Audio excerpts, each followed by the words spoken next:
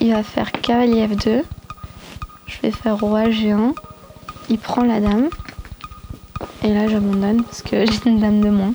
J'ai commencé à l'âge de 10 ans les échecs parce qu'au sein de mon école primaire, l'école Pompidou, il y avait l'activité échecs et j'ai un grand frère qui est 2 ans mon aîné qui s'est inscrit. Donc moi, j'ai un peu suivi le mouvement et j'ai tout de suite accroché. Et j'ai eu la chance aussi d'avoir 2 professeurs qui étaient très investis, donc Jean-Pierre et Patrick, qui nous emmenaient faire des compétitions scolaires. On a même fait des championnats de France. Et c'est de là où ma passion aux échecs a commencé.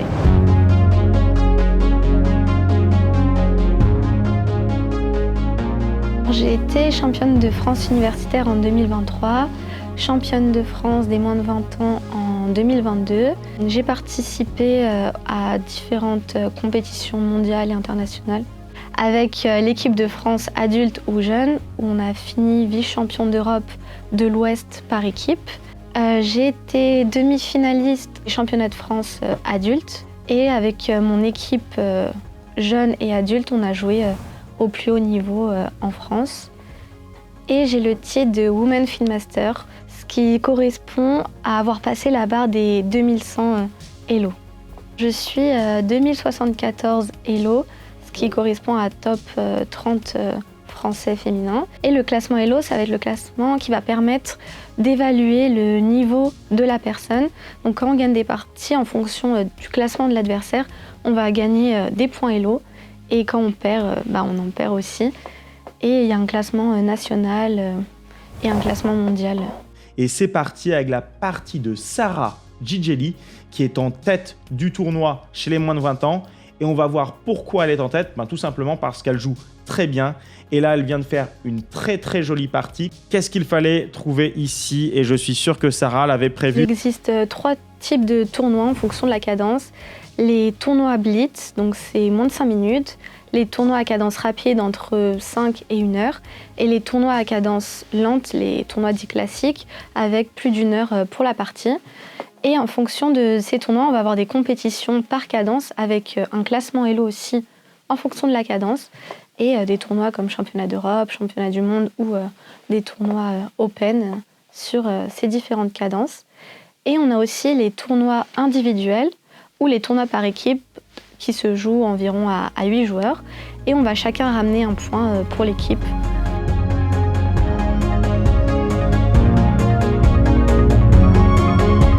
Alors une partie d'échecs, ça peut être dur psychologiquement parce que ça peut durer presque 6 heures une partie.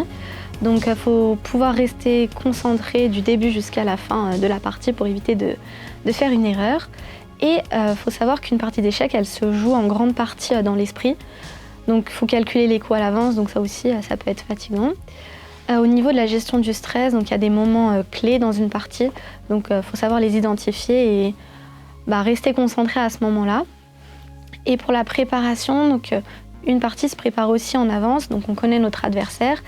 Et grâce à ça, on va pouvoir essayer d'identifier le style de son adversaire pour préparer au mieux et mettre en difficulté dans l'ouverture donc son adversaire et avoir un ascendant psychologique dès le début de la partie. J'ai surtout regardé là où elle avait des infos sur moi pour changer.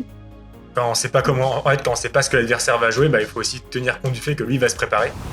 Alors j'ai 2 moments préférés dans un match. Donc c'est l'ouverture, ça va être le moment de la confrontation des préparations. Donc ça c'est toujours une partie importante pour, comme je l'avais dit, prendre l'ascendant psychologique sur l'adversaire.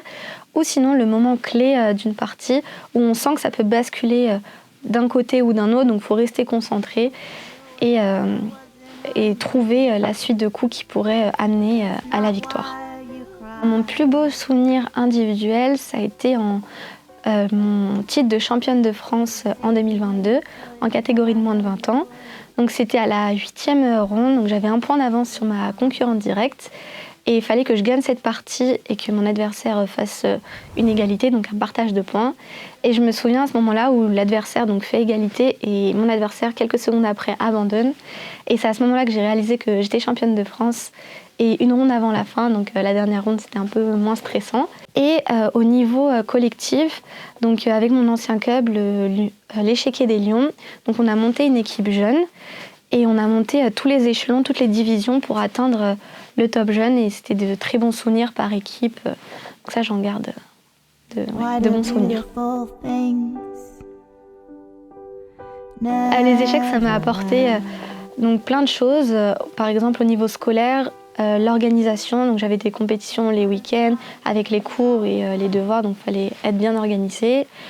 Pour la gestion de la pression aussi, dans des moments importants ou pendant la partie. Donc ça, on peut retrouver ça pendant les examens. Ou encore la confiance en soi, parce que c'est vrai que sur un échiquier, on est le seul qui peut prendre les décisions. Et donc on tente et on peut voir ce qui se passe. Et ça montre aussi que malgré une mauvaise décision, on peut toujours revenir. Donc ça m'a aussi apporté au niveau scolaire. Et pour les langues, parce qu'aux échecs, on parle entre nous en anglais, en espagnol. Donc ça aussi, ça m'a aidé. Alors il y a plein de raisons de conseiller les échecs. Donc déjà sur le plan personnel, ça apporte comme la confiance en soi, donc gérer la pression et d'autres choses. Et sur le plan aussi plus humain, donc c'est vrai que les échecs c'est un jeu qui permet des échanges avec des personnes de tout âge. On peut voir des enfants de 5 ans ou des personnes de 70 ans le pratiquer. C'est aussi un moyen de prendre du plaisir à jouer, peu importe le niveau. Il y a aussi beaucoup d'entraide. On peut voir des grands maîtres pendant des compétitions venir conseiller de jeunes joueurs. Donc ça, je trouve que c'est un beau aspect de ce jeu, de ce sport. Échecs et maths.